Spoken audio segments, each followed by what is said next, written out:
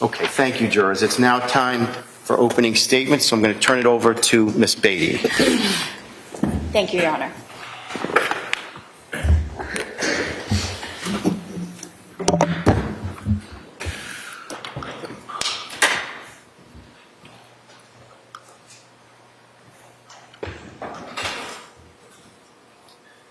Kurt, I am sorry, brother, but she is a vindictive devil. I am really sorry, brother, but she manipulated us all. Love you, Harry. That's the text message that Kurt Pfannenstiel received when he woke up in the early morning hours of Friday, May 15th, 2020. Immediately distressed, Kurt contacted another friend of Katie and Harry, the defendant goes by Harry, as well as Ingolf, and shared the text message with her. Vanessa Pettigrew was also concerned, so she drove to Katie's home at 29 Valley Road in Dover to look for Katie. She called, she texted, no Katie. Vanessa knew that there was a court order that prohibited Dr. Tuerk from living at 29 Valley Road, and so then he was staying in a hotel.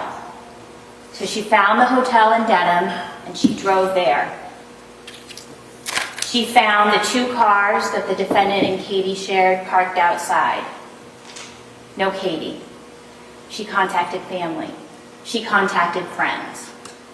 And I expect you will hear that Stephen Rocca, who is Katie's ex-husband and the father of her 3 children, contacted the hotel. The hotel called the Dedham police and asked them to do a well-being check. And when the Dedham police responded to the hotel, no Katie, but they found the defendant totally unresponsive, passed out in his bed. He had scratches on his body.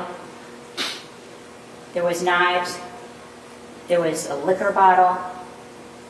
And he was transported to Norwood Hospital, where he remained unresponsive for many hours. So family and friends continued to search. Law enforcement searched in Dedham, Dover, Medfield. Her phone was pinged, and it covered a wide area. So law enforcement was searching in the woods with dogs. No Katie. There was concern that she could be injured in those woods. All day Friday, no Katie. On Saturday, the police learned that Dr. Tuerk had woken up, and they wanted to speak with him. You will hear from personnel at Norwood Hospital and from the police about the procedures that needed to be followed, in part because of COVID, because this was during the height of the pandemic, and things were more complicated. So it wasn't until after 5 o'clock on Saturday that the police were able to meet with Dr. Tuerk. And I expect that you will hear about the meeting that they had. That interview was recorded. It was an audio recording. I want to tell you that it is a little bit challenging to hear because, in part, everyone was wearing masks. But we will have a transcript that will help you, and you will be able to listen to the interview. It's about 3 hours. And I expect that you will hear that Trooper Jeffrey Kotkowski and Detective Deborah Gonski from the Dedham Police met with Dr. Tuerk in the family waiting room at Norwood Hospital. That he agreed to speak with them. He was provided with his Miranda warnings. The interview was hours, but the police were polite. They were respectful. There was no yelling, and they gave him plenty of time to talk. And in the beginning of that interview, the defendant said he didn't know what happened. He didn't know where Katie was. And the police said, "We're concerned. We need to find her. We think she might be in the woods. What can you tell us?" And eventually, as they talked more, he told them about what happened, about what he did, about the circumstances at 29 Valley Road. He explained that he and Katie had been having some marital problems and they had separated. He told the police that she needlessly got a restraining order that meant that he had to leave 29 Valley Road. And so he bounced around and he was having a hard time finding a place to stay, that he ended up in Florida. But that he and Katie had agreed to reconcile. He came back from Florida and they were going to work things out. And it was supposed to be a clean slate, nothing from the past. And on Thursday, they had a nice day at 29 Valley Road. They had a nice dinner. All three kids were home. They played a game. And then after dinner, after some drinking, there was an argument. And Katie wouldn't let it go. She wouldn't let the past go, like she had agreed. And so he put his hands around her neck. And just as the police were going to ask what happened after he put his hands around her neck, Dr. Tuerk asked for a break. And I expect you will hear that Trooper Krakowski will say, "Yep, that's not a problem. We can do that." And so they took almost a 45-minute break. And when Dr. Tuerk came back, it was different. His tone was different, more resolute, and he almost immediately provided a lot of information. Something else had changed. Detective Gonski had left the room, and Detective Richard Porro was in the room.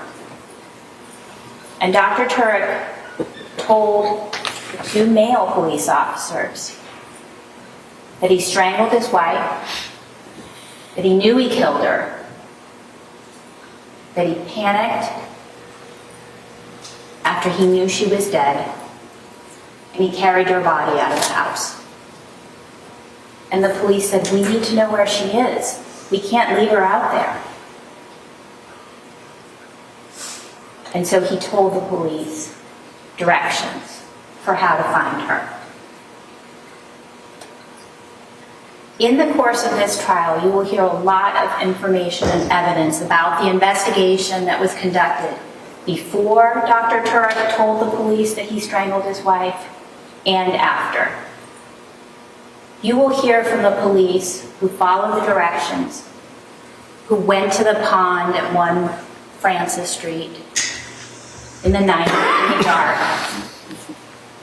and who recovered Katie McLean's body from that swampy water, dressed only in leggings, covered in dirt and debris. You will hear about her shirt recovered on a branch outside the pond. You will hear about 2 large rocks recovered from inside her pants. You will have a chance to see how heavy they are. The rocks that were meant to hide her, to cover up what he had done.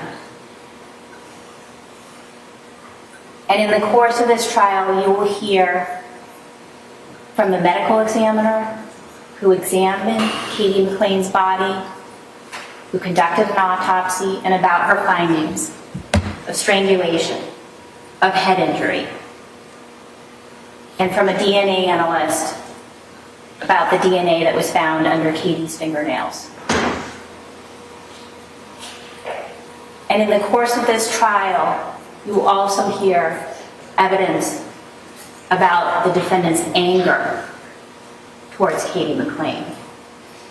Evidence of anger that will prove that he is guilty of first-degree murder.